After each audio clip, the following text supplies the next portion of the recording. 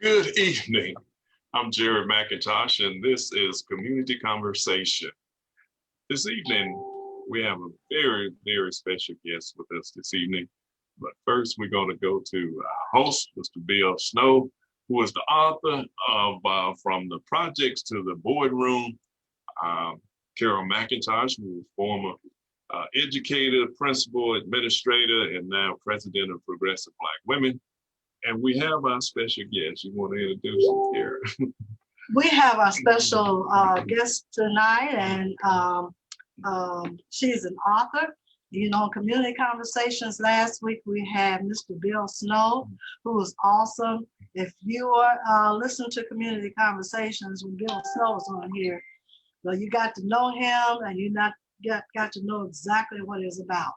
Well, we have another author on Community Conversation, Lois Diane Pruitt, and she wrote a fantastic inspirational book, Favor, God's Grace to a Mother's Prayers. And we're going to speak to her today, and you have a chance to ask her questions, and you have a chance to hear more about this wonderful, wonderful book. So I want to play a video for you before to speak with her, and but let me get this started, and so you can get a chance to meet her and understand her trials and tribulations and what she went through as a mother, I would say that.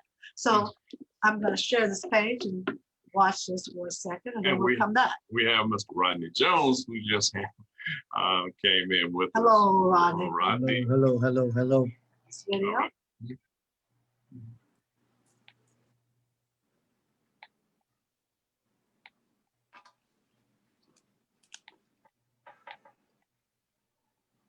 All right, I think we're going to start it.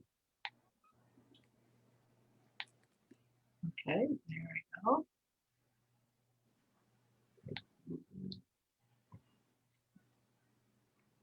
I'm writing and dreaming. I never thought I'd be writing a book, yet here I am, the author of a book titled Favor, God's Grace to a Mother's Prayers. In the book, I share my testimony with readers that came from a journey that my son, Larico, and I took, which was one of the most critical avenues that we had to travel in our lives. As a result of a seizure in his sleep, Larico was rushed to the hospital. Having lost oxygen from his brain, Larico was diagnosed to be completely brain dead. The medical professionals informed me that Larico would never be anything but a vegetable. Doctors suggested that I decide on taking my son off of life support or placing him in a nursing home where he would expire. But in the midst of it all, I held on to my conviction and my belief in God. I prayed and I trusted the Lord through it all. And now I have a testimony. And this is where I pray that my readers will be encouraged and inspired by our story. Whatever situation you're dealing with, handle that situation and don't allow that situation to handle you. I often used to pray, only the strong survive. And I have grown to push that statement more and more. Just know that it is never an easy road that we travel, but know that the Lord is always on that road with you. Just allow the Lord to be the leader and you follow. If I had listened to the medical professionals and not what I felt in my heart, spirit, and trust in God on our destination, Larico would not be alive and well today. Favor, God's Grace to a Mother's Prayers is an inspirational book which is going to allow you to take a walk with me and my son through our journey, including pictures that we share with you. We pray that you are inspired by our story.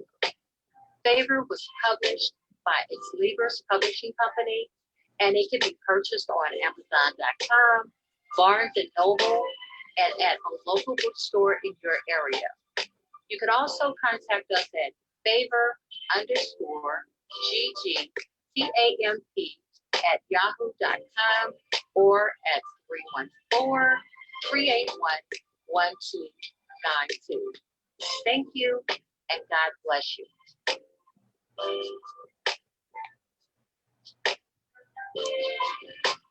Okay. I gotta go back.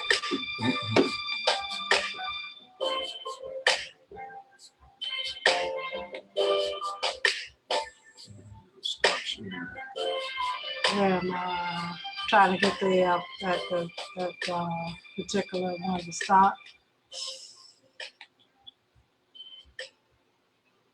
Oh, here it is. Here.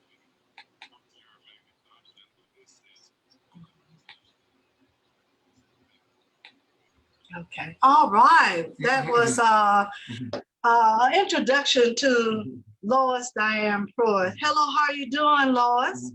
I'm good, Carol. How are you, Oh, Jerry?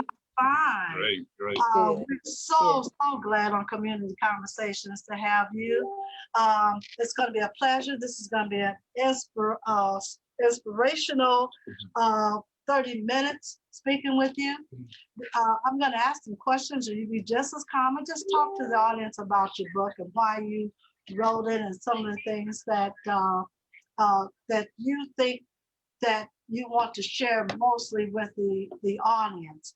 And Bill Snow might have some information. He's a deacon at a church. I want y'all to know that. And Mr. Rodney Jones is a pastor himself. And so they might have some inspirational, and Mr. McIntosh is a wise man that knows a lot about things, and he is. So we might have some questions, but I just want to start off first. Why? Tell us a little about your story. You know, you did an introduction. We found a little bit about you, but tell us a little bit of why you wrote this book and your journey. It was with it. a journey of tribulation. Okay. First of all, Jerry, Carol, I want to thank you all for this blessed opportunity to share my book, Favor.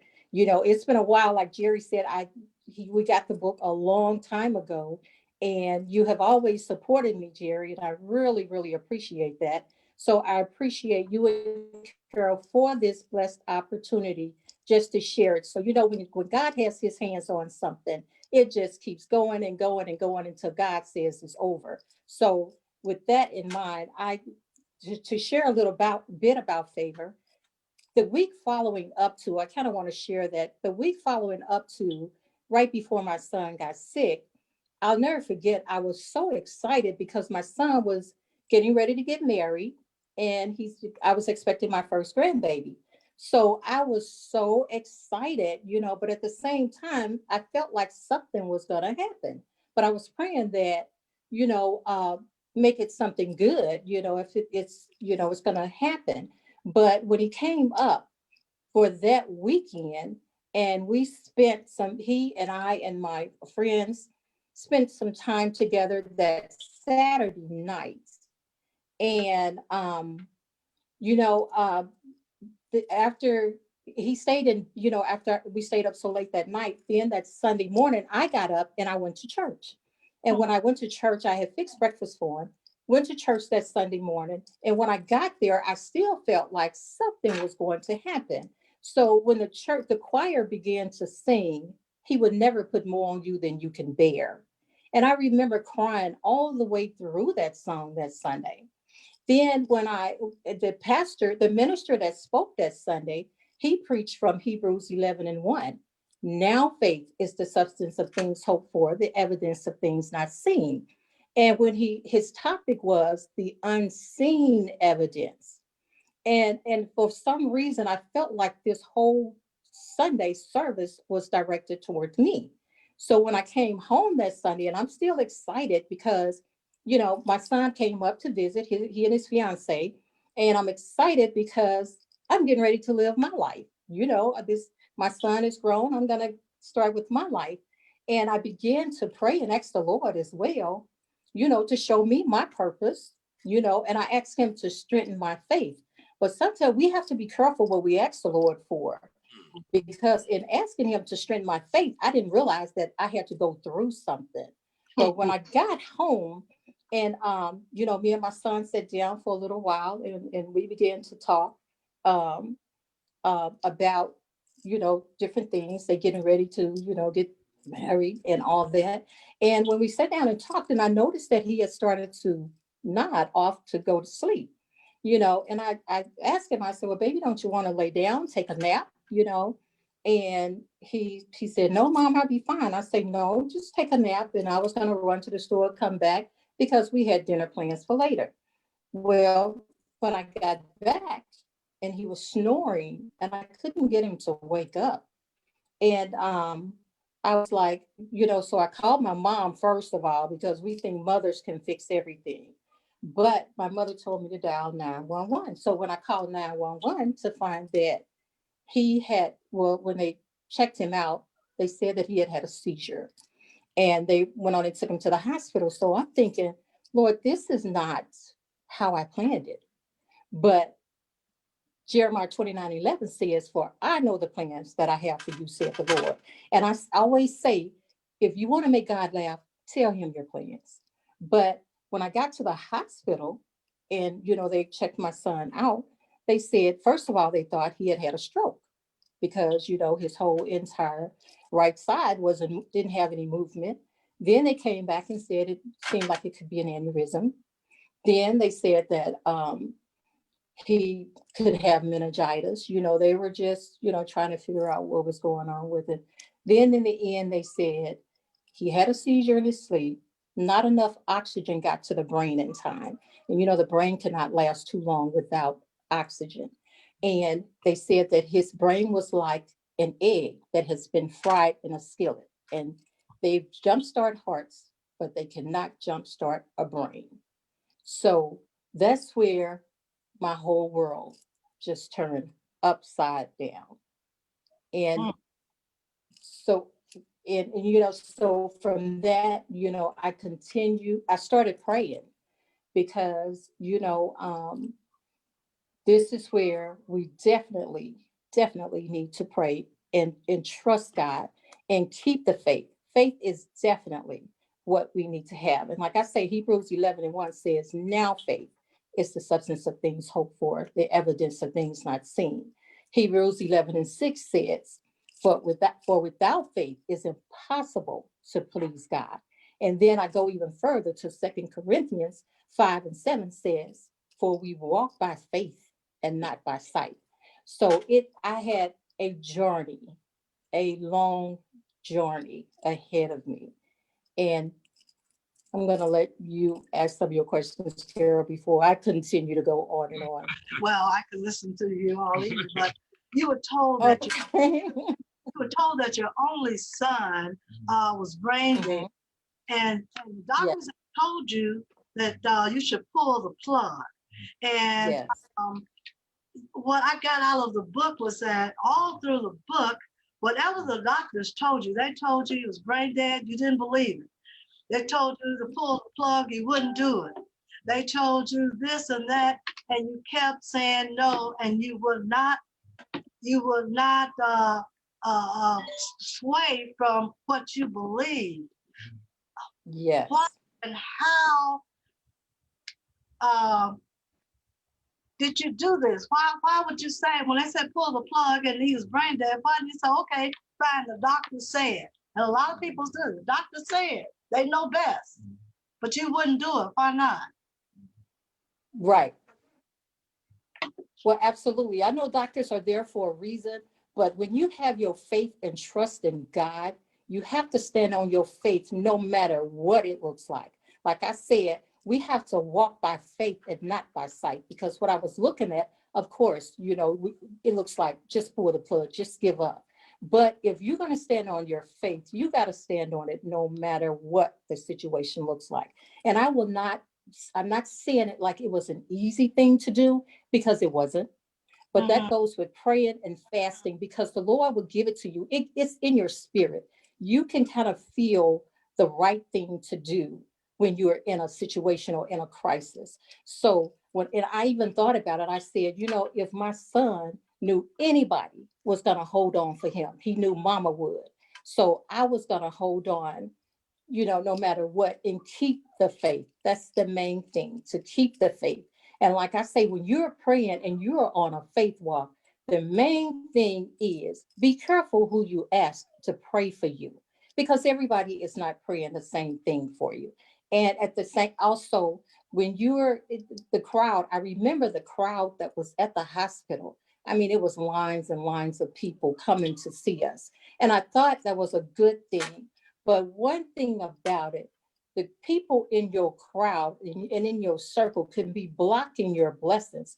God is trying to show up for you, but you got the ones that's coming to spectators. You got the spectators. They're gonna run and tell you what somebody outside is saying, and then they're gonna tell them what you said.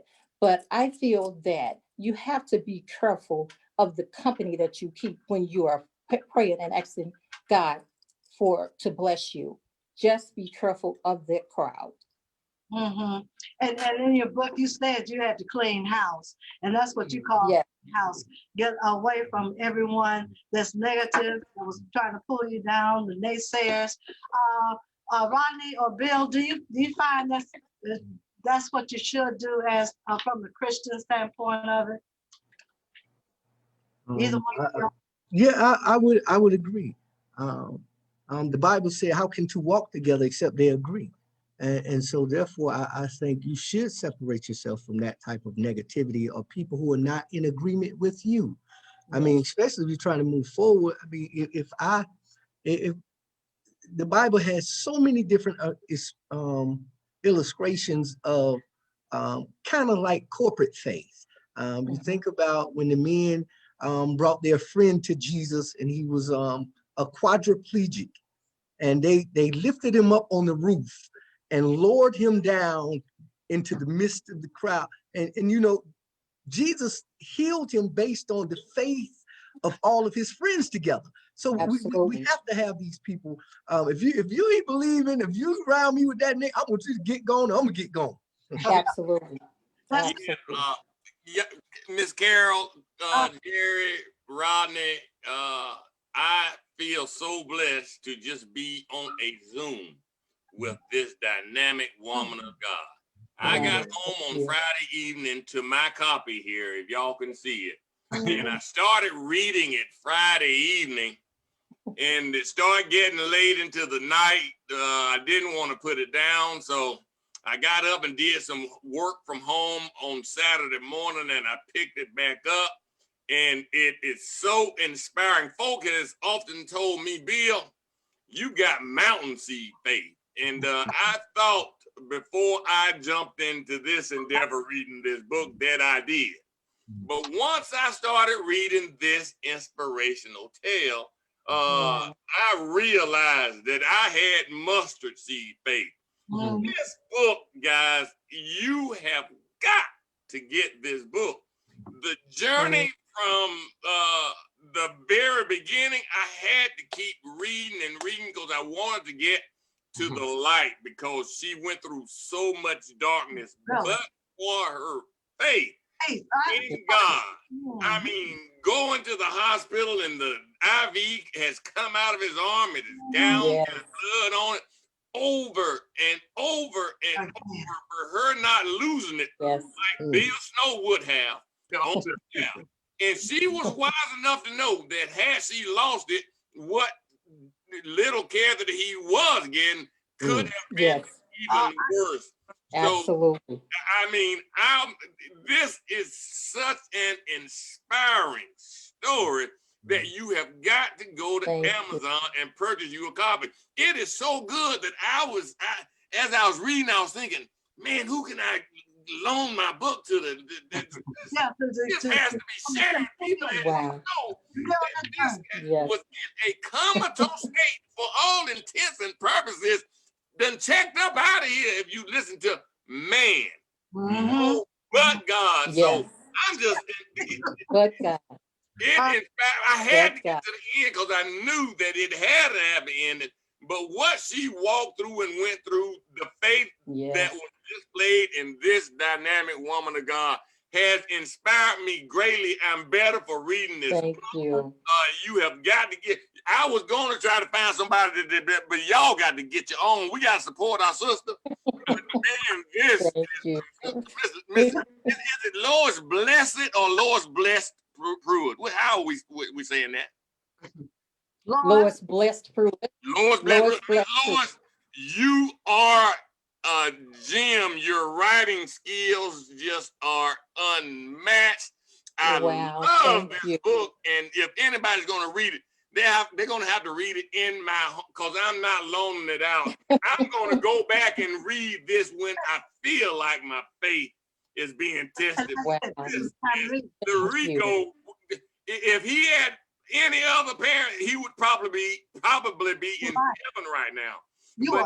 But life is one of God's greatest gifts, and He wants us to stay here and live it to its fullest. But I just can't say enough. This is awesome. Y'all got to get the book. But the thing the thing about it, Bill, is that what I got out of it was that if she had the faith of the mustard seed, she also spoke things into existence. You know, she didn't just, she didn't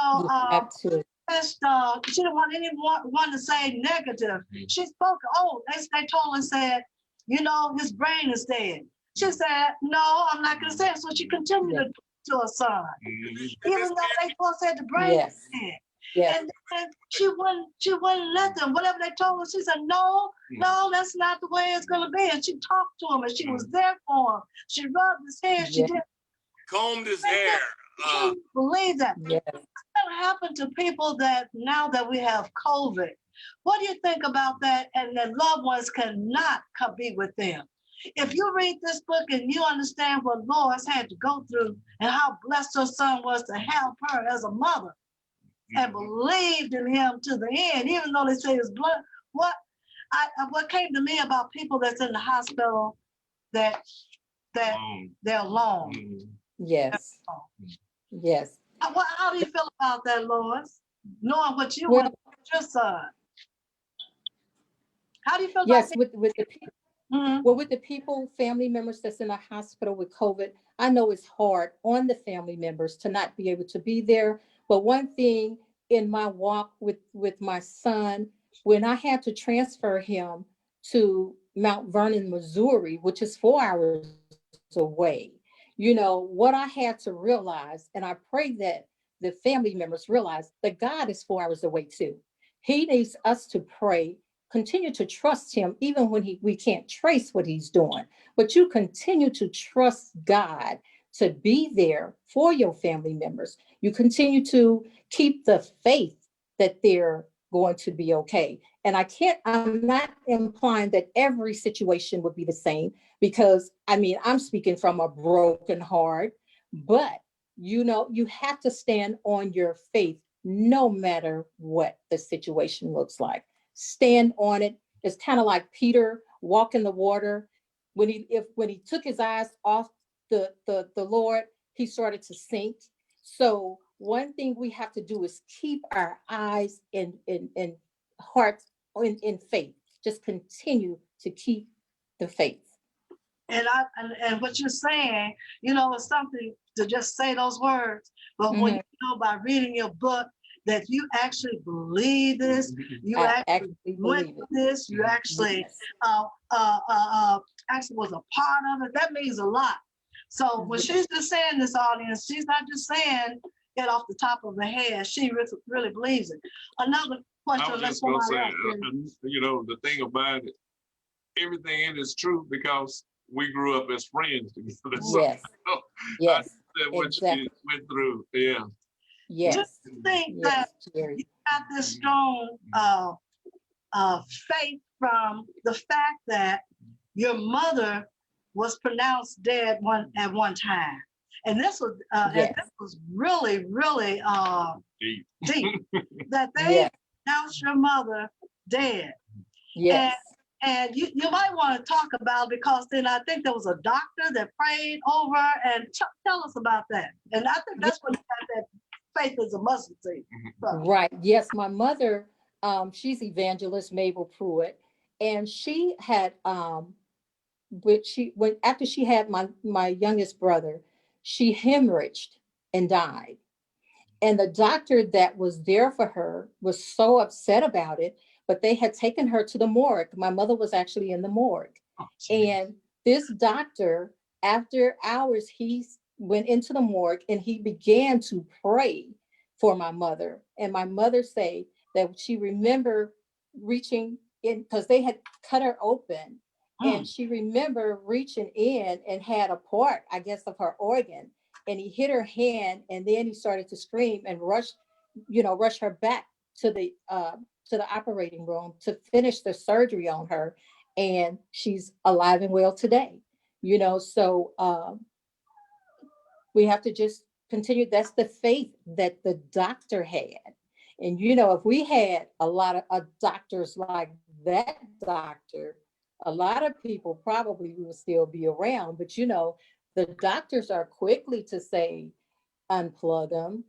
They're never going to be anything, because they told me my son would never be anything but a vegetable. And after spending 54 days in that hospital, and you see the pictures where my son's hand had crept under, he was skin and bones, he had trach in his throat, all of that. The doctor stood on one side of my son's bed the day that we were leaving for the rehabilitation center. And they thought I was crazy when I asked for a rehabilitation center, because they wanted to put him in a nursing home where he would expire. And they said those exact words.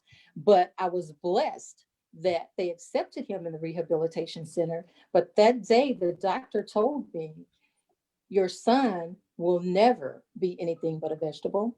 Don't expect him to ever know you. She said, after years, if he stay around, he might can sense that you're around him, but he would never know you.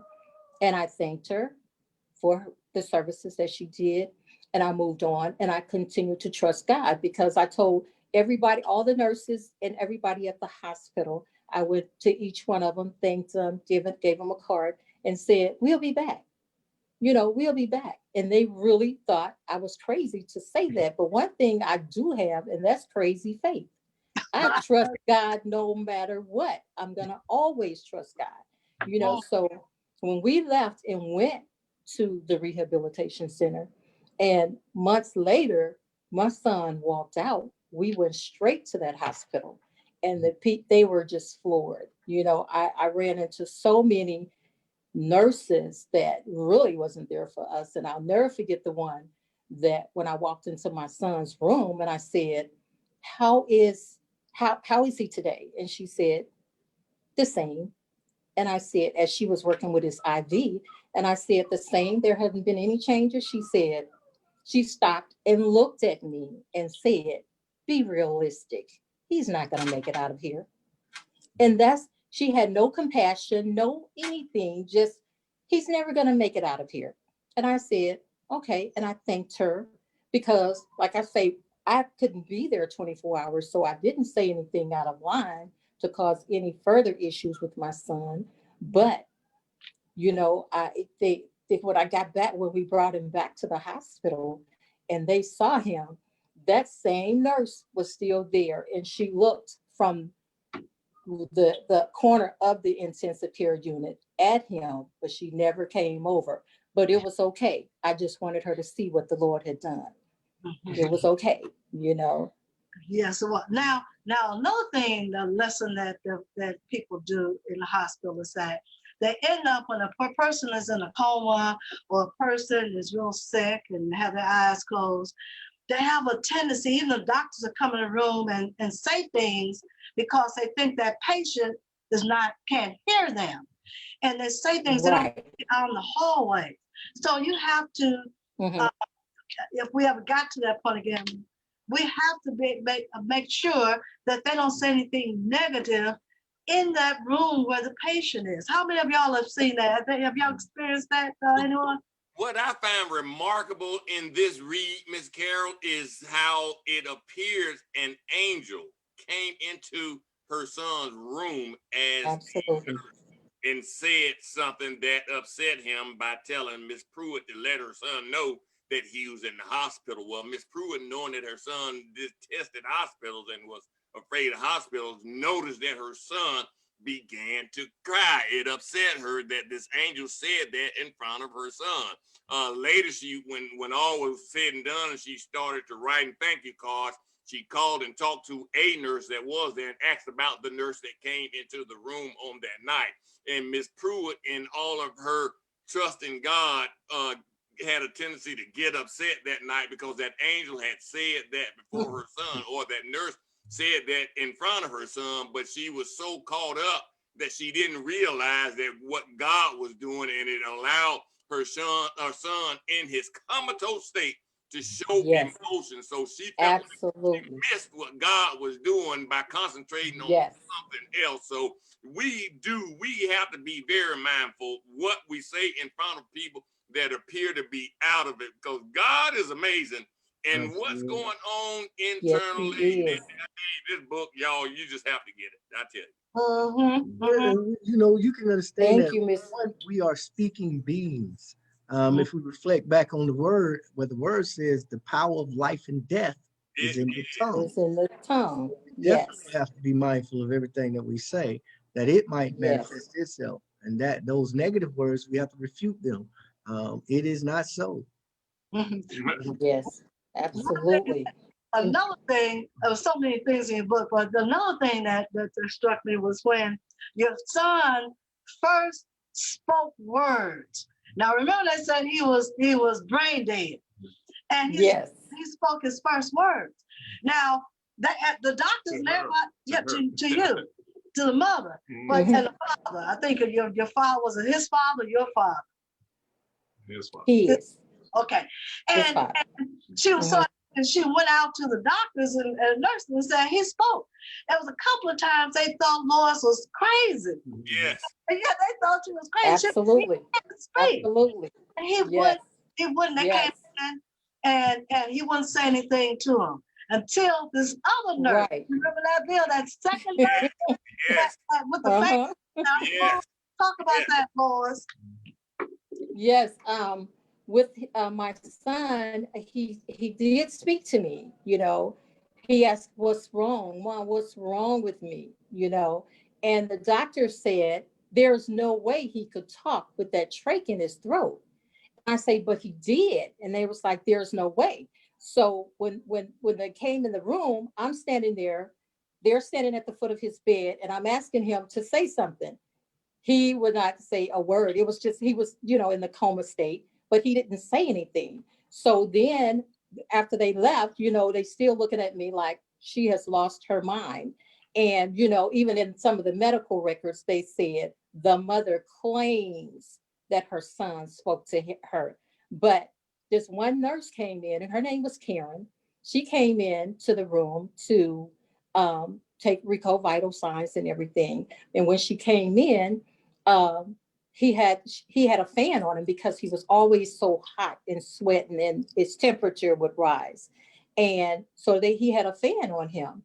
And Karen turned around to do something, and when she turned back, his gown had flew up. And she pulled his gown down, and she started to do something else, and she turned around and his gown was up. She said, "Larico, are you pulling your gown up, or is it the fan?"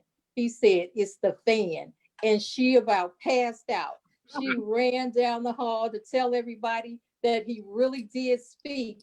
And this was right before we got ready to leave the hospital. And I prayed, Lord, let them see that he is saying something, because they really think I'm crazy.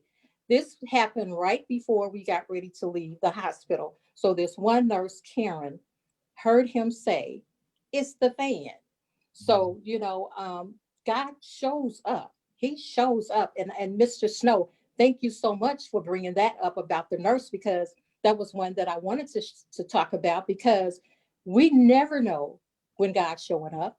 We never know how he's going to show up. And I think about in the Bible where it say, "Did you feed me when I was hungry? You didn't give me water when I was thirsty." So, he's there, he's out there, and we miss him because it doesn't look like what we want it to look like. But yes, my son did speak. And I just, continue to pray even at that point, because like he said, the nurse, when I went back to ask about her, they said they never had anybody with Wow. that name, never had anybody that looked like that. And I know she was there, but they said they never had anybody, Hmm. so that's why we have to know God shows up, Mhm. and we don't recognize it. We have to trust him. But I was missing the whole point. And because, like you said before, Carol, because it doesn't look like what we want it to look like, we miss it. And I didn't want my baby crying. She's making my baby cry, but I missed the fact he was showing emotions. A brain dead person cannot show emotions. Mhm. Mhm. Look, this is the last question. Now I have you do the summary for this portion, but it was something I want to talk about. You prayed to God to marry a minister or a man of faith to help you spiritually. And I want to talk about that because I know in these churches and what women are always praying, and men too. I want to marry a spiritual person. I want to marry you. Want to wear a picture because you think that they're going to give you the spirituality that you need. Yes. How did you think that way, and what changed your mind? Well, Carol, at that point, I really wanted to get closer to the Lord. And like I said, I even prayed and asked the Lord to show me my purpose, increase my faith. And I figured, being married to a minister or a pastor would help me to get to that point to increase my faith. But I learned the hard way, because I actually did date a minister, and no, I did not need a minister to get me where I am in my faith with the Lord. So I went through some things, even with them, as well as my son.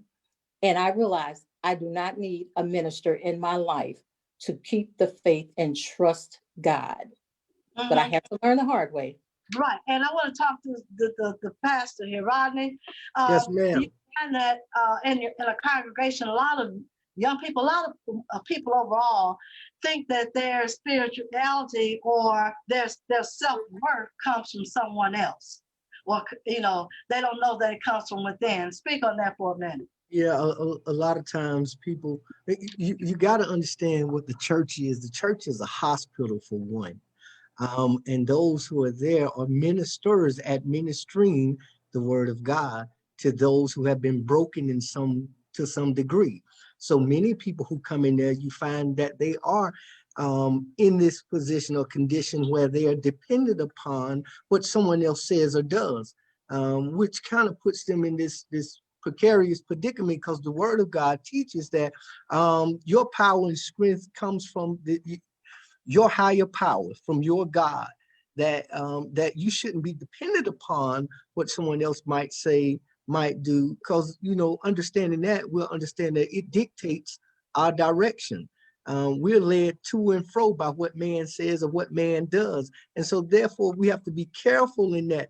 And the unfortunate thing is, we do get a lot of people in, after being in the house of God for a while, still find themselves in that position. Mm-hmm. Right. Bill, you want to add something to that? No, ma'am. He summed it up pretty Yeah. So, we got to you said it, Lois, it's got to come from within yourself. Yes. You have to know self and know that you have that same connection, don't you? Everybody have that Absolutely. same. That's right. Yes, absolutely. Closet. Yes. You have to know the word for yourself. Amen. Right. Amen. Yeah. Because of what he did, we can all Say go it, son. boldly before the Go ahead, Yes. Dr. Snow. Go ahead. Yeah. Hey, y'all gonna make me preach up in Go here. ahead, Dr. Snow. You lost Lois? Go ahead. Yeah, I was just gonna say, when I read that part when she said, I know I got to go past the little God to the big God. Yes. It reminded me of what Martin Luther King said when they told him they were gonna blow up his house and kill him and his whole family. He said he had to really pray that night, and he had to pray to the big God. He had Yes. to go past the little God. He had to Mhm. go to the big God. That means your faith now is so deep entrenched Yes, in God. yes, And, yes, there's, everything you surpass this world because we yes, still like to linger in this world when we're talking to God, but you surpass this world into the spiritual, yes, the real spiritual realm. That's why he says you must worship in absolutely. spirit and truth, not religion. Yes, right. Amen. Yes, have one more, yes. but this one here is a power. Did I tell you in her book there's so many things that you learn from? Now your mom, she was going to the hospital, and her and her dad, and her mom, she thought her mom was going. Her mom says, "Well, when you get back home, I'll have dinner ready for you." Thanksgiving Mhm. dinner. You remember?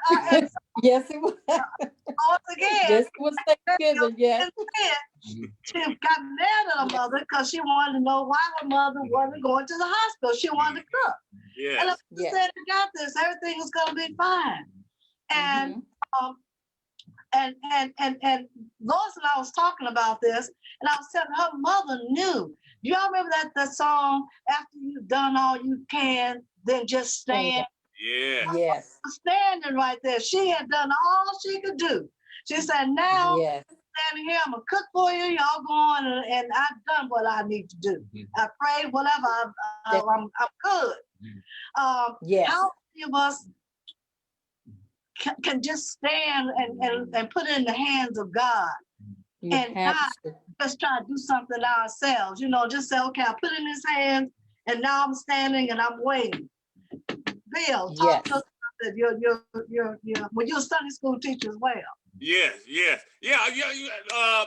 Once we've done what we know to do, we can have a great consolation in knowing that, however it turns out, when we've done all, Yes. we just have to mainly stand on His word. Yes, we are to study to show ourselves approved workmen under God that need not being ashamed of Go ahead. rightly Yes. dividing the word of truth. Miss Pruitt Amen. was careful in her book to when she got to a certain point, put the scripture quoted and where it's found. I mean, so that's why Yes. we got to get it down in us. So when the time comes, we know that the victory That's right.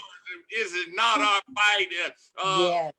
And God had to trim armies down from thousands to 300 to prove that this is me. I don't want you Yes. to win Yes. and think that because you had the numbers that you want. So yeah, Right. once we have done all we can do, Yes. we just have to stand, put it Just over have in the hand of the man that walked on water. Put it Yes. over in the hand of the man from Galilee, y'all. Come on. Yes. Yes. And when you put it in His hands, leave Yeah, it there. you leave it Leave there. it Don't there. go back and get it now. That's right. That's where you mess up when you go back and get it. But Ma'am. leave it in His hands. Right. Yeah. And I tell you, I think we have a caller that wants to say something before we go over to our second part, but we're gonna stay on this. If we can inspire, that's a whole thing, inspiring people tonight. And you see how she said the Lord told her to write the book. She said, you said you didn't want to write the book. She didn't know how to write a book. She didn't know anything. Right. The Lord told her that's what you've got to do. Now we know why. Right. Okay, we're waiting on the call. I still hear it. But we know now why she had to write. Because if you read it, you're gonna gain something out of it. You're gonna get something out of Yes. the book. Yes. And Yes. it's powerful. All right, I'm back. Okay, all right. Go ahead. You're on there. This is Jazz and Red talk show and publishing and production and limousine service. I don't know what I'm talking about. I want to commend this lady for the book that she wrote because Oh, they thank know you. how many people need to hear that. Mhm. The scientists and doctors, they go by what they learn in school. They go by their book. That's what they were taught. And that's why I didn't go to college. I was kind of brainwashed. I didn't want to go to brainwash. I just educated myself, which didn't give me any paperwork. But that lady has a lot of faith. And it is. I mean, it was like divine interest. When her mom, she said her mom went through that, and they say her mom was dead. I said, wow, history always repeats itself. Mhm. It always repeats itself. So Yeah. it was for her. It was for her child. Now, we'll tell you this, and I want that Reverend and Bill Snow to know this too. I mean, having that talk show, it was people that have told me that their child passed, that they angry with God.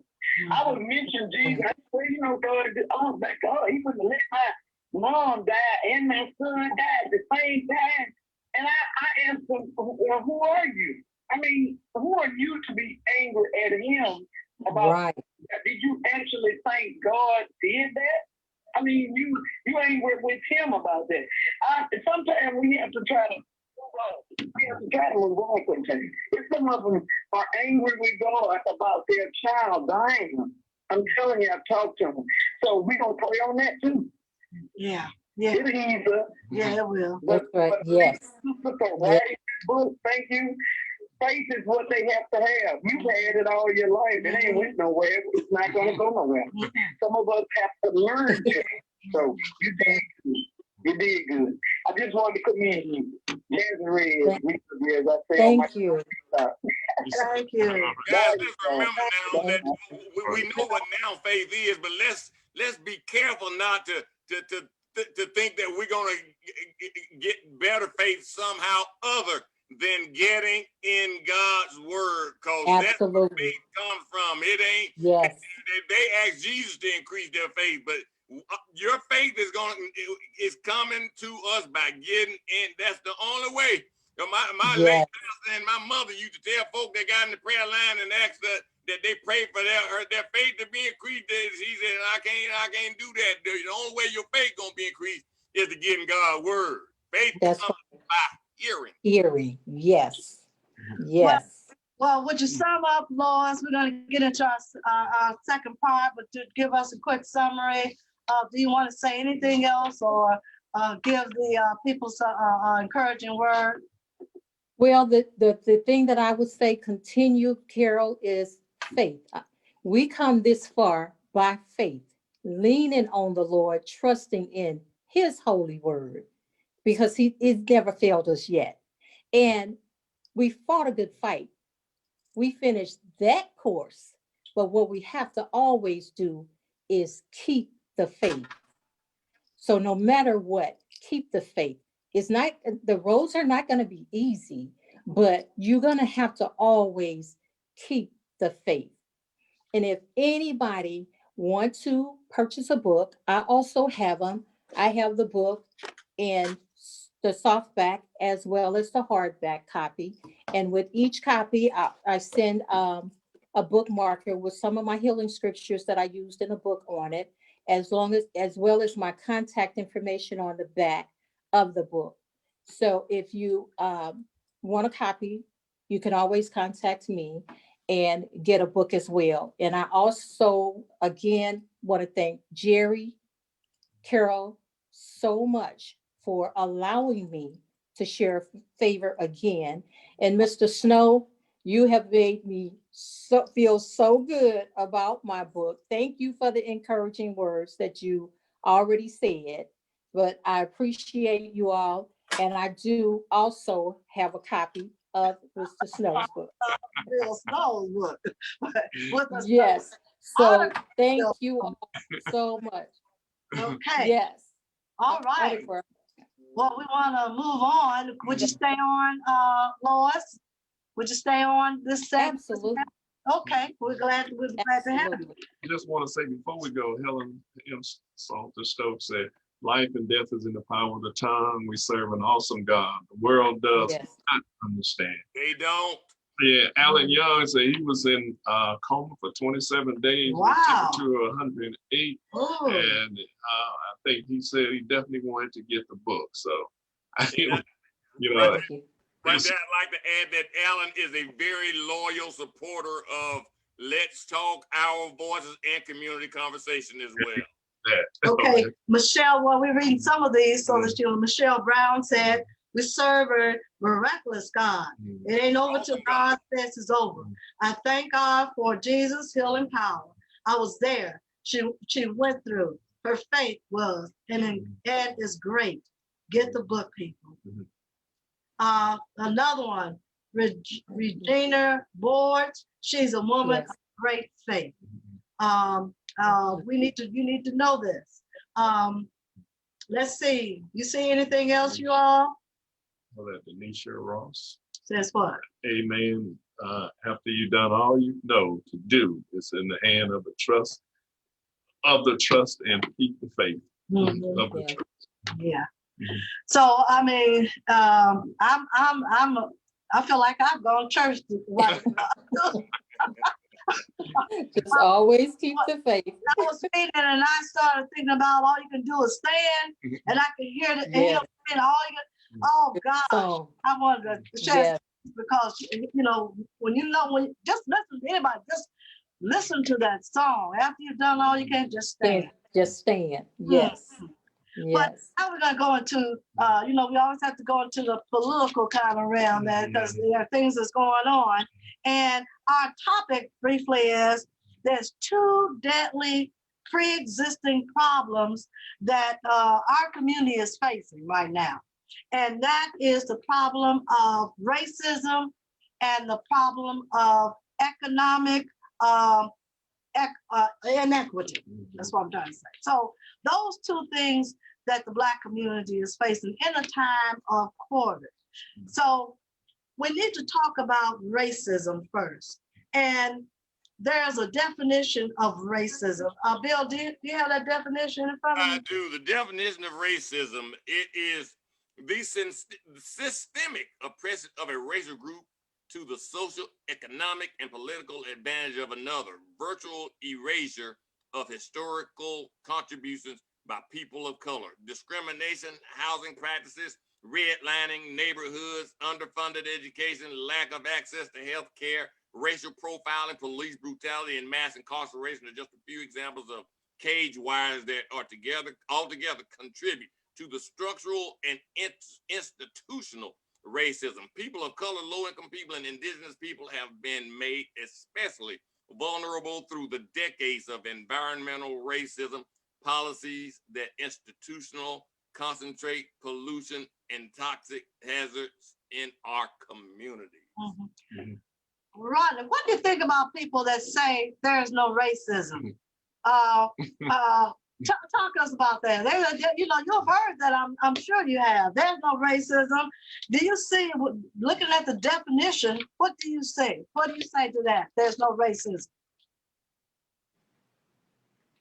You're on mute, Rodney. You're on mute. I think people who say that are racist themselves, because now they're saying they don't see these issues that persist within the dynamics of particular communities, Black and brown communities. And so if they cannot see these things, I think they are ludicrous, psychotic, or just all out racist, one of the three.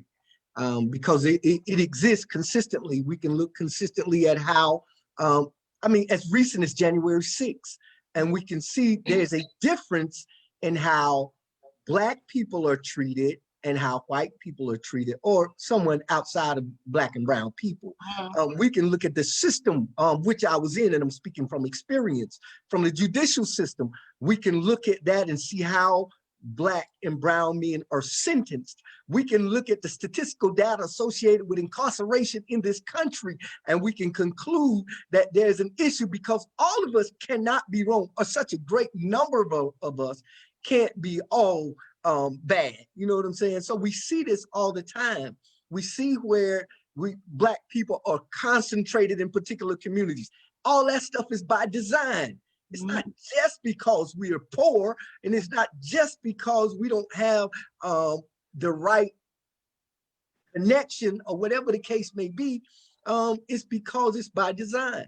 It's all discriminatory. It's all designed to keep us in a particular place, in a particular area, with a particular group. It's all for that. So again, I say you're multiple things: delusional, psychotic, racist. You're all of these things if you do not see that racism exists in this community or in this particular country. Jerry, what do you say? Well, it's been said, if you don't understand racism, everything you think you know will only serve to confuse you. Because racism is so entrenched into not only the body politics, but it's entrenched in every institution of America. It was planned that way from the very beginning of this country.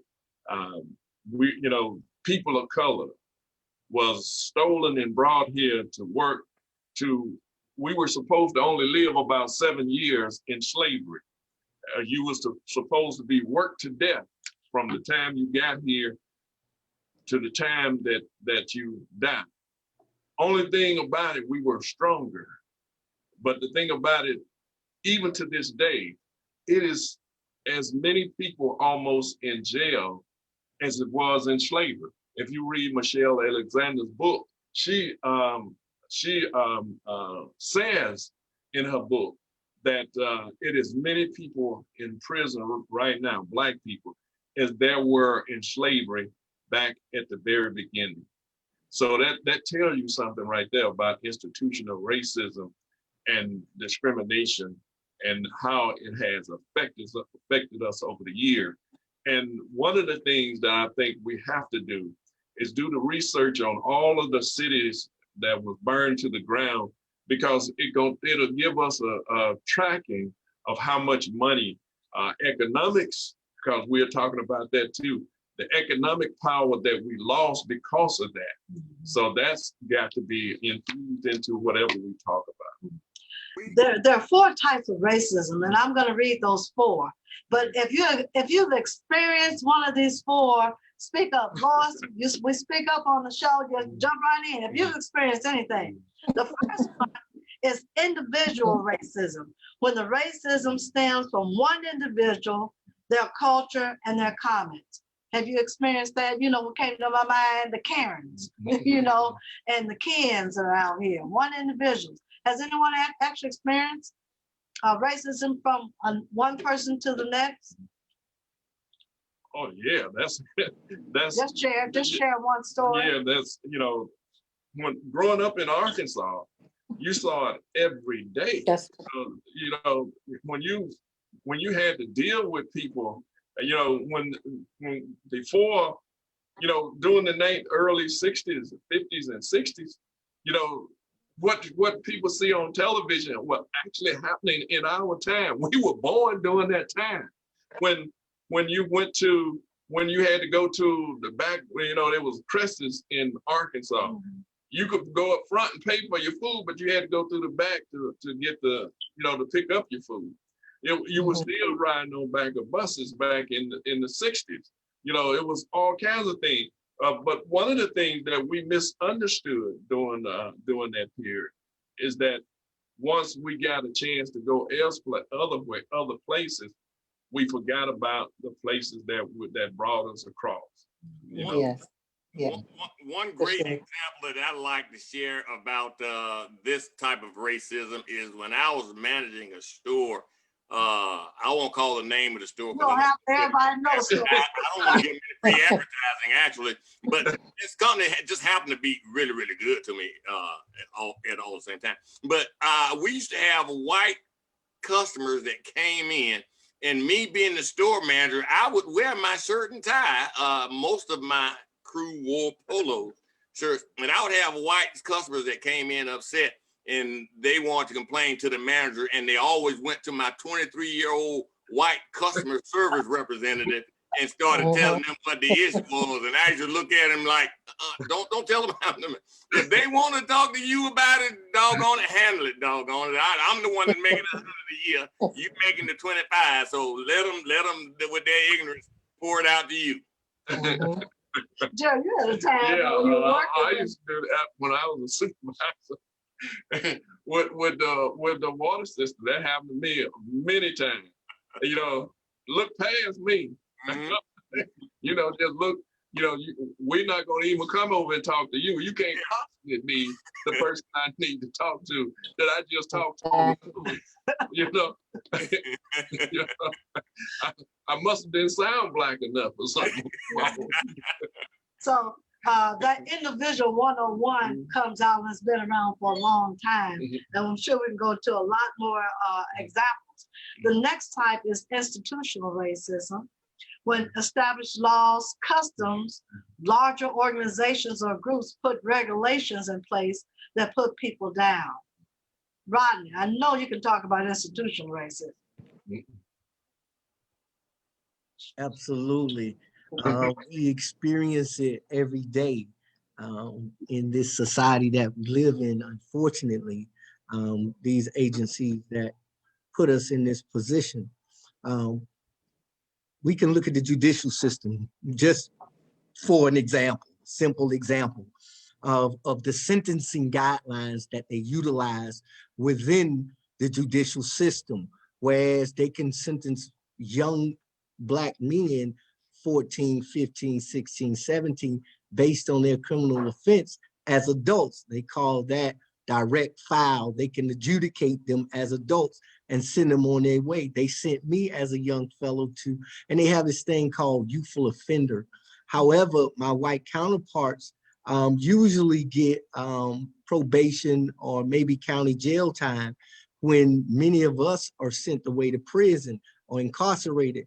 Now, I went to a youthful offender camp. However, they can, in that system, that's why policy has to be changed. Within that system, they tend to send more African Americans from those youthful offender camps into adult prisons, even though they don't direct file them. So I see how that institutional racism exists within our judicial system or in our prison systems, how they shift and transfer and move us. A man files for an appeal and he might not get back on his appeal if he wins the appeal 4 or 5 or 10 years down the line, when they've already found out within that particular case that this person did not commit this offense or there was other alleged suspects in this and they should have been questioned. Things like, we got so much wrong with it, but Blacks seem to suffer the blunt of all of this institutional racism. And I don't care what people say. I say we suffer from how they deal with our children, when DCF comes to our homes, take our children away, and then make us jump through 1,000 hoops to get our children back when someone just called them and said, hey, I think little Joe being beat. Not a real investigation. You're scrutinized and you're dehumanized almost to a degree when these people come into your homes. They don't treat other people, I've seen where, and I've been on many cases, whereas I've went to court, I've been part of their planning and all of that. And I've seen the difference in how they treat Black families versus a white family. I've seen that difference. I've been to court with both sides, where kids are sent home almost immediately, or can you find they're sent them with the grandmother, where in Black families, it's not almost immediate.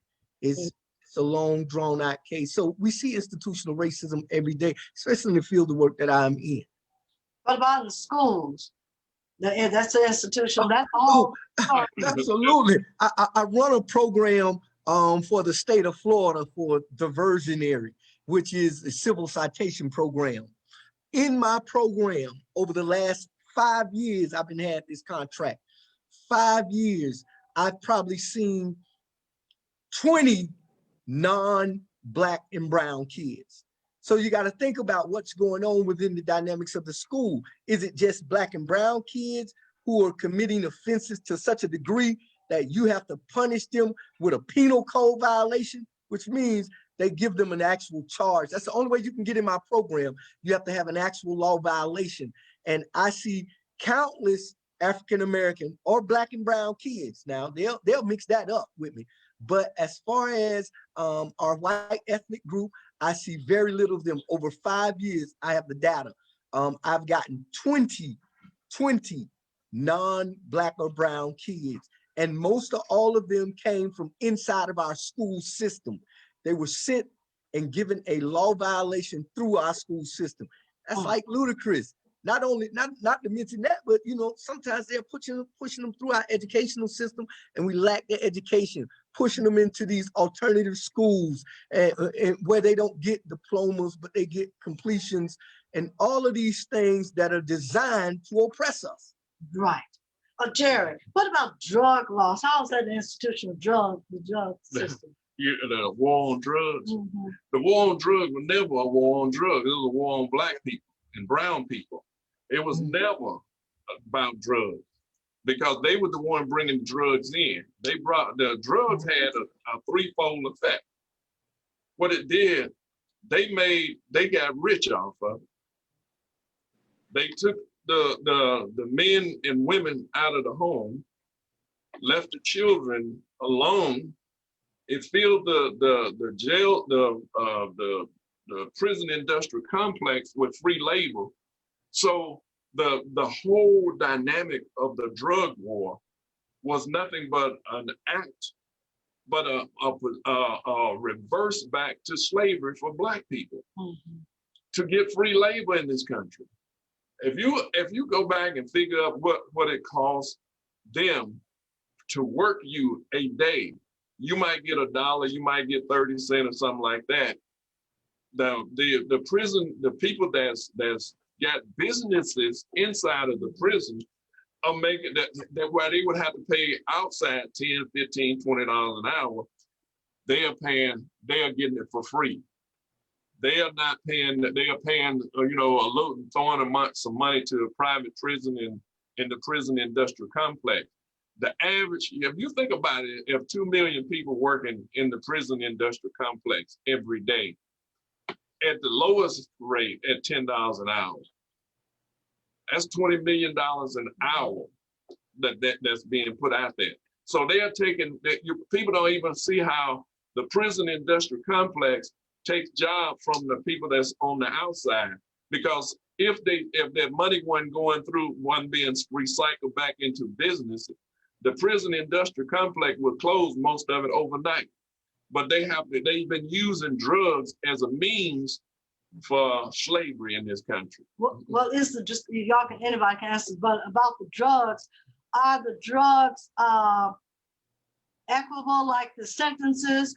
Is cocaine and marijuana and meth, all of those, are they equal, Rodney, as far as sentencing, or are Blacks more apt to be have a harsher sentence? They are not equal. Well, they passed some laws to try to mitigate that. However, they're not equal. If you're caught with crack versus cocaine, the sentence is different. The sentencing is different. Now, this is what's confusing to me.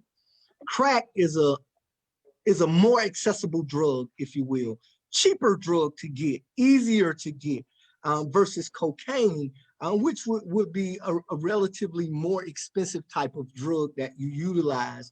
And it takes more of an affluential person to bring that type of cocaine in.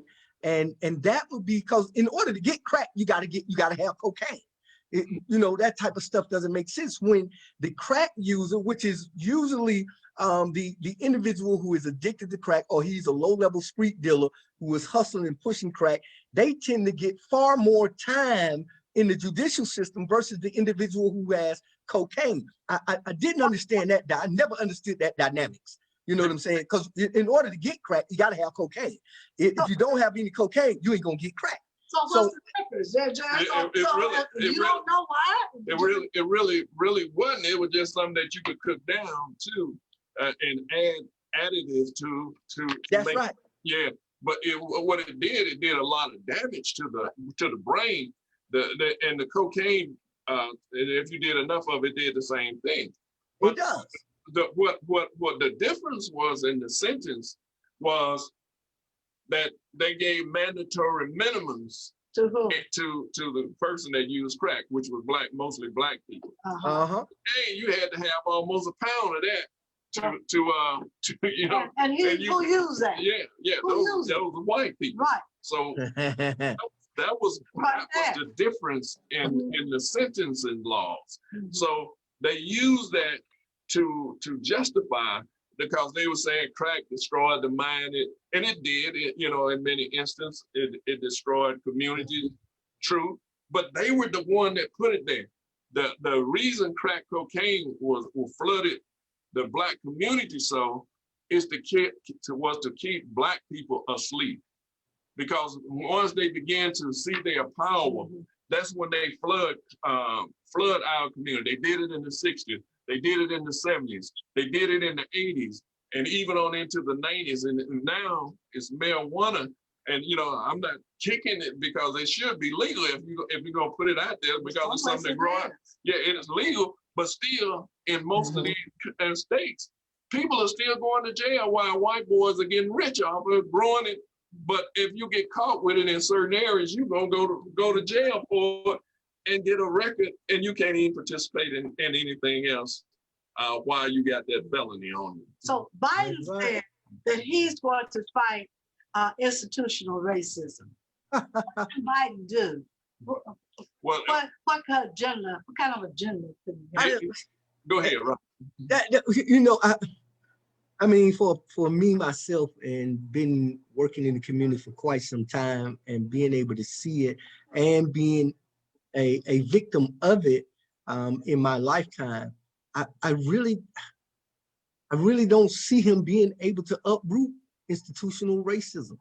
I don't even know why they would say that. I mean, I don't know, you know, it offends me that you would say that, to think we're so gullible to believe that you can uproot institutional racism in a 4-year term. I don't care what policies you put out, none of that even matters.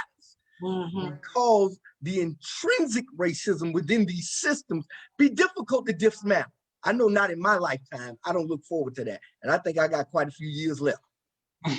Yeah, one of the things you're right is the systematic racism runs so deep into the institution, into bankings. The prison industrial complex is an institution that's set up just for racism, just to do us harm and damage for life, to extract the resources from our community.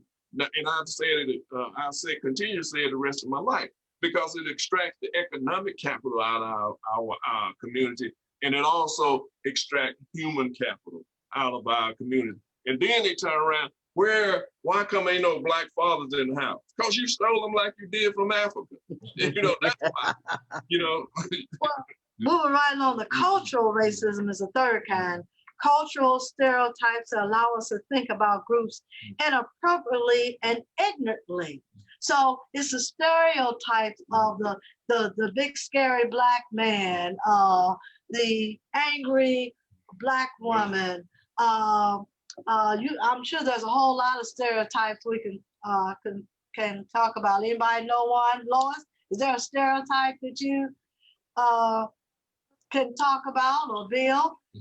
Maybe someone else. There are a lot of stereotypes out there that blacks. Yes.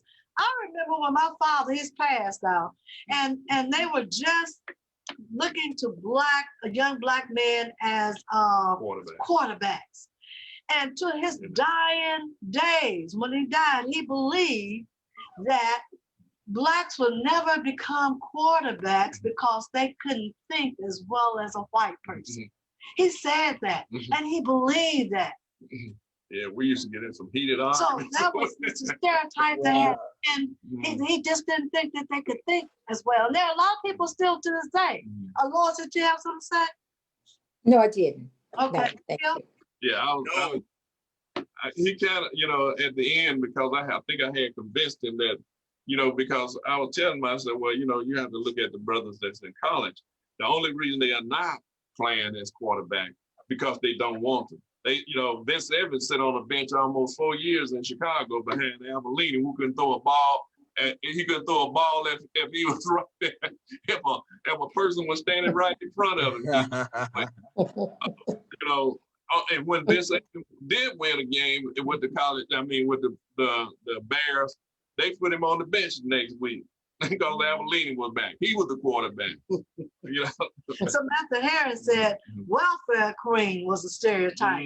When white folks depend on public aid far more than black people. But they use that as you would think that when they said they're going to take welfare away, that the blacks should have said, oh, wow. And it's not the blacks that's upset. It's more so white people because they're more on welfare than black people are. It's the type when you go into the store and people following you around. Well, yeah, that's stereotype because they're gonna steal. Yeah, they're gonna take something away from you. Black men, when you walk past a woman with a purse, what do they do? Clutch that purse. Hold that. Clutch that purse because that man. I know y'all steal. Yeah, and that was perpetuated by racist media in this. And just like the war on drugs, the guy McNamara from the Nixon administration, he talked about how they perpetuated the war on drugs and stereotype Black people out of the disrupt organization and to go in and throw people in jail. In other words, they would set people up with drugs and everything else back then. So, and it's the same thing today. It haven't changed. The stereotype. Carol and I was traveling. This is a case in point. We were traveling one year. Carol had this big old purse. She was in the store, and I was sitting outside on the bench, waiting on them to come out of the store. All of a sudden, I see all these officers and security people going into the store. I'm like, okay, what's going on? So when I got in there, they were all around the wall watching Carol. I'm saying, looking at the clothes. Yes. These mothers in here. What? You're about to get hurt. They're watching you just ready to post you. I didn't know because I had a job to hold looking. But Carol went straight up front. I went up there and went right into them. Y'all think I'm stealing? Is this stereotype? Because I have a large bag. I like big bags, Anyway, there are a lot of stereotypes. We couldn't get to all of them tonight. But just think about all of the places you go when you go into a store, when you go into anywhere. The stereotype is that Black person, they're going to do something. They're going to steal something. They're going to do something because that's in their nature, and they actually believe that, so watch those stereotypes. And the third type of racism is a scientific racism, when people use statistics to prove prejudice and discrimination. Yeah. Y'all know about the bell curve. The bell curve is that. The same thing about statistics and saying your brain is small. You can't think like that. Well, back in slavery, when black people were running, escaping slavery, they came up with a name, Drake Domain. That, it was something wrong with you because you were trying to get free.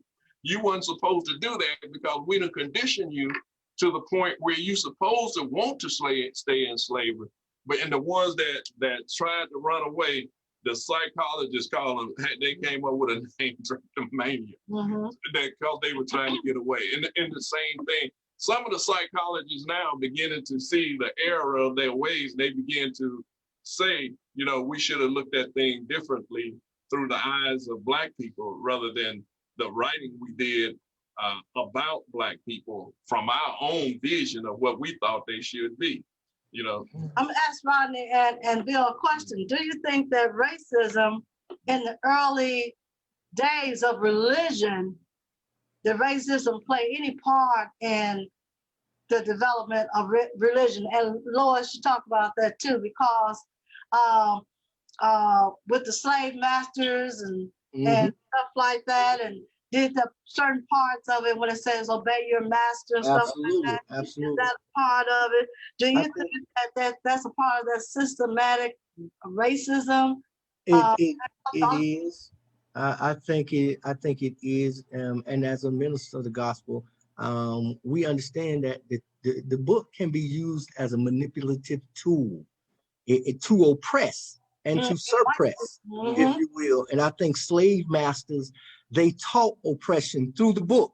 They taught oppression, as you pointed out earlier, using particular scriptures in order to have this psychological effect on slaves that to be submissive is a good thing. The Lord, he'll bless you for that. And I think that particular psychology was passed down to Black America. And Black America in turn took that psychology and perpetuated it amongst their people, even beyond slavery. And so we have this psychological effect that has derived from slavery till today, and it still is oppressive. And you're right, Rodney, even to this day, people are still preaching some of that same old crazy stuff and not realizing, because it's people out there saying, well, God won't allow his book to be changed. Well, men interpret what they wanted to put in there. And they said they had a slave Bible. Said the one, I think there was 2 left in the world now. One is in Great Britain in the museum there, and there's another one here somewhere. But those are the 2 that was left. But they used those verses in the Bible to oppress people. And the only time a preacher could preach to a congregation in the slavery, if it was somebody white watching them, they had to preach what they told them to preach. They couldn't preach what they was reading. And isn't it strange that was the only book that they allowed you to read? And then, but what they didn't know is that because they were beginning to read that book, that was making them begin to read. They didn't think about that they were going to read other books if they learned how to read the Bible. That would show you the development stupidity that people had at that time. Well, Bill, they used Cain and Abel a lot. I'm saying the white churches used Cain and Abel. I think Cain Blew his brother. And so I think which one was the evil one? The one that did the slaying, Cain. Cain. And they used that as the lineage for Black people. Isn't that right? Well, yeah, because after he was cast out and God put the mark on him and told him that, because he was very concerned that the world would kill him because of what he had done to his brother. So God marked him. So yeah. They marked him Black? Yeah. Black? I'm talking. I was saying, you say you put a mark on him. So, because it was put down to everybody said that the Black people the lineage was from Cain. I was saying, was the mark, was that a black mark? That's good. I like that. But they also used someone else over in Old Testament. I want to say it was one of Noah's sons that was cast out, or no, I want to say Abraham. Well, you. Okay, what? Yeah, so that was Noah's son, Ham. That was Noah's son, but he came from the Canaanites, which is descendants of Cain. But you are correct, Bill, but it came from the Canaanites, and they are supposedly the descendants of Cain. Right. And so therefore they are blackface. But and the thing about it, there were no white faces at that time. Everything was blackface. So you know, so but the whites use it all the time when they speak it now. In that part of the world, was no white people there, nowhere near there.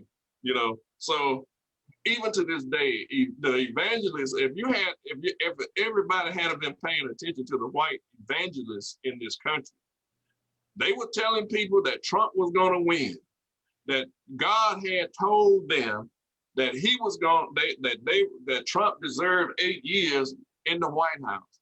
They was spewing this venom about this one guy, Copeland, I believe, that said if Joe Biden was inaugurated, he was going to curse the children of the people and curse the people that vote. In other words, they were going to curse the people that voted for him, as if he could actually do that, you know. And then Paula White, she was on television, you know, she was doing her thing. She made African ancestors. That was crazy. African ancestors. I'm like, okay, don't you think that if we were African ancestors, they would be with Kamala Harris and the Black folks over here, you know? But they were using language in the church to their congregation that, you know, that's why these people will deal with it on January 6th. Because they believe in these people so deeply that the cult of personality was the thing that they were looking to. They believe that somehow God told them to that. Well, then God made if God don't lie, then He made a liar out of you. You know, so you lied on Him. That's what. Talk about, but quickly, I know time is getting away from us. I want to talk about the definition of economic inequality, because that's the second deadliest problem that the Black community has to face. Economic inequality, and I'm just going to name a few, and y'all can talk about the wages, inequality in wages, inequality in homelessness. That's affordable housing. inequality with poverty, with residential segregation, with health affordable and accessible health care, discouragement of workers towards advancement, and jobs and job losses. All of those are economic inequalities. Can someone just talk about one or two of these? Well, wherever you go in this country, and it's very few people that look to advance Black people on job, no matter how skilled they are, no matter what their talents are, no matter what they have done. You can have a resume that'll reach to the sky, and it still won't be enough because of the color of your skin. And in housing, we went through this. In housing, the money that they wanted, what you call it when you approve you for, they wanted us to take the little money, the little approval that they had, and as if we were stupid enough to take it, because we want to relegate you to a certain area. We want to relegate you to a certain kind of house because you're Black. And when you buy that house, we're going to redline you for it. Your insurance going to be higher. Everything you do with this house going to be higher. Your loan and interest rate going to be higher. Everything. Because we're going to relegate you to this because we done already redlined this for us. Except if some white people move in, then the value of that property go up. Their property, not yours, because you are already there. So that's how they have relegated us as far as housing is concerned. So it's just so many things that the banking institution, where you go to get loans, farmers losing farms because they can't get loans, and loans from the government, from the Farmers Bureau and all of that. They're losing their farm, but other people can go and get $1 billion for their farm, but the poor Black farmers can't get anything. Rodney, do you have anything on economic inequality? Blacks? Mr. Mack laid it all out. I think Mr. Mack laid it all out, and I don't want to get into a rant in regards to that.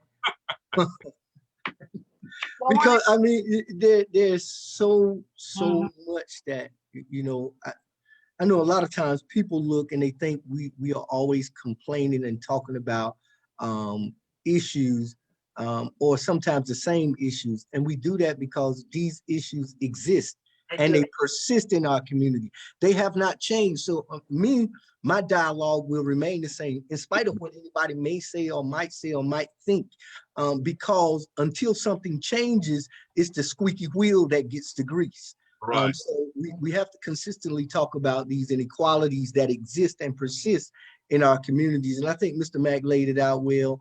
I had the same dialogue on my show earlier today. Great dialogue from people. But I have to say, I have to keep talking about the same thing as we're talking about the same things, because these things are what exist and they are consistently causing the problems within our communities. Let me also add that it is very prevalent in healthcare, and I would like to refer back to this great read that I just read, a book called Favor God's Grace to a Mother's Child, where the doctor dared Miss Pruitt to seek a second opinion and told her that if she did, he would no longer be her doctor. So it's so prevalent in the healthcare field, for sure. And everything that we've talked about is a destabling of our community, because unless we talk about it, unless we not only talk about it, but do as much as we can to change it, it will never change. But because we've been afraid to talk about issues, because we was afraid what might happen to us and all of that, those days are gone. We have to talk about issues. We have to talk about the books we write. We have to talk about the economic inequality until we come to equity. We'll never, our children will be dealing with the same issues that we're dealing with now. We have to deal with these issues. We have to demand change from the things that we talk about. And and the thing about it, Rodney, you were right that Joe Biden can't change the institution itself. That's right. They can put in legislation that can make people do what they should supposed to do to protect our rights when we go into these places. They can put that legislation there. That was one of the things that Martin Luther King said in when he was protesting. Say, you can't, legislation can't make a man love me, but it can stop him from hanging me. So I like that. yeah, legislation can't make them love me. It won't end racism, but it'll make them respect my purpose while I'm here and do what they supposed to do. Because if it don't, you got the law to do that, but you got to have laws that will be enforced. The laws there are a lot of laws on the book right now that are never enforced. Never enforced, because until you have those people in place. And one of the things I like about Joe Biden, he's putting people in place that's going to help enforce some of the laws. All of them are not going to be enforced, but some of them will. Some of the legislation that he might get through, and they can get it through with the voting rights and all that. They can get that through with just 50 plus one. Half of the Senate. They don't need all of them. They don't need no 60 vote margin and all that. Most of the legislation that they got on the book, they can put it into legislation, have it on Joe Biden's desk, and they don't need no Republican. They need to ram it through and get it done, like the Republicans did with these judges. That's right. Ram it through and get it done. That's it. Helen Stokes said, she said her niece just completed law school and passed the bar in California. She applied to several law firms and was told, I know y'all have heard this before, you're overqualified. What the heck? She says, same old lines back in the day. You remember when you always heard you were overqualified? If you had a degree, you was overqualified. If you didn't have a degree, you was underqualified. But the same person that's telling you were overqualified is working there with nothing, not even a high school diploma. With a fake degree on the wall. Well, you all, time has gone by, 7 minutes over, but it's been an awesome show. I really enjoyed it today. Lois, keep up the faith. I think you have allowed all of us, including the people that are watching this show, that to believe that if you have a faith of a mustard seed, you've proven that. Mustard seed. That things change. Thank you. So, thank you. Yes. Any last Thank you. words? Thank you and Jerry. And Jerry always ends up with the last word. Bill, any last words? Well, I just want to make sure that our audience realizes that most of the Al-Qaedas and the ISIS and all the folk in the Middle East that hate America, they hate it for a very genuine reason. They call America the great Satan, and the reason they do is because America doesn't practice what it preaches. Good for Rodney. Wow. I all I can do is concur with Dr. Snow. That is it. Love said. Ms. Pruitt, last words? Yes. Well, my last words is thank you, Jerry and Carol. I really appreciate this blessed opportunity once again. I have really enjoyed the show as always. I'm always going to be here. And Mr. Snow, thank you so much for everything. And everybody just continue to keep the faith. Even when it doesn't look good, we got to walk by faith and not by sight. And last words, Jerry. I was going to say, the Bible tells us faith is the substance of things hoped for and the evidence of things unseen. But you have to put that faith to work. And that is what I saw from your book after reading it again, that your faith you put to work, because you didn't allow nothing to stop you from keeping your son alive. And to this day, he's doing well. So that's he's doing well. Work and power. Thank you. Yes. Just thank share. You. Your son is doing well. Can you share a little bit just before we go, so that they'll know tell us about your son today? At this time. Today, my son at this time, my son is doing outstanding. He still resides in Memphis, Tennessee with his wife, and I have a little bundle of joy, my 3-year-old grandson, Carter, and I have a 17-year-old granddaughter, Rekina. So he's doing great, completely blessed. Fantastic. Yes, With that, you all yes. want to say goodnight. We will have a show.